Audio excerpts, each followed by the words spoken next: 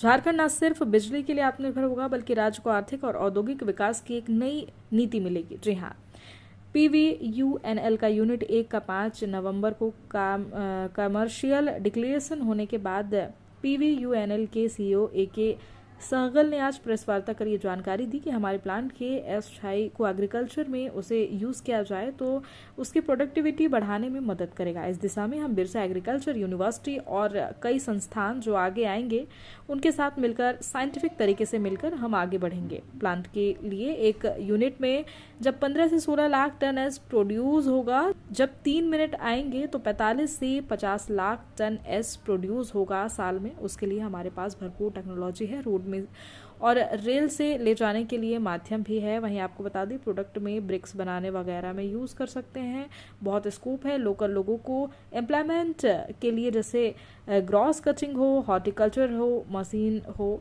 Use कम से कम करना चाहते हैं ताकि कम से कम स्किल वाले जो हमारे फार्मर हैं मैक्सिमम हम उन्हें काम दे सके, तकनीकी संतुलन बनाए रखें। जाहिर है PVUNL का यूनिट 1 का कमर्शियल डिक्लेरेशन होने के बाद झारखंड राज्य बिजली के मायने में न सिर्फ आत्मनिर्भर होगा बल्कि राज्य में आर्थिक औद्योगिक विकास की उन्नति के साथ साथ राज्य में युवाओं के रोजगार की भी बढ़ोतरी होगी।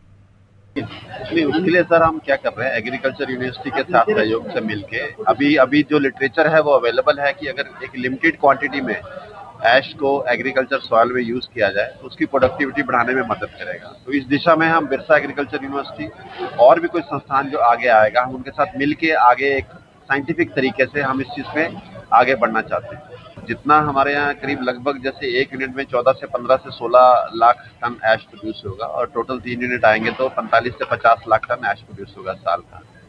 लेकिन उसके लिए हमारे यहाँ भरपूर टेक्नोलॉजी है, रोड से जाने का और रेल से जाने का। तो दोनों माध्यम को यूज करते हुए पूरा 100% जो सिस्टम है यहाँ ड्राई ऐश का, उसको हम सैंड के सब्स्टिट्यूट में आगे बढ़ाना चाहेंगे। उसको अभी तो जो प्रेजेंटली NHI के जो हाईवेज है उसमें यूज हो रहा है।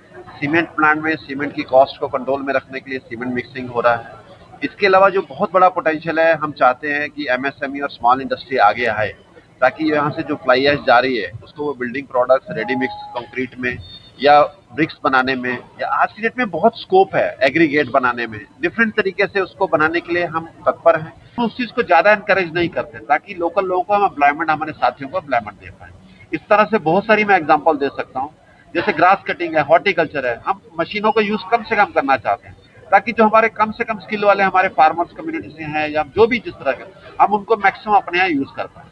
तो एज ए सिटीजन हमारा कोशिश रहेगा कि संतुलन बनाए रखें टेक्नोलॉजी में और लोकल एम्प्लॉयमेंट में और लोकल हमारे यूथ को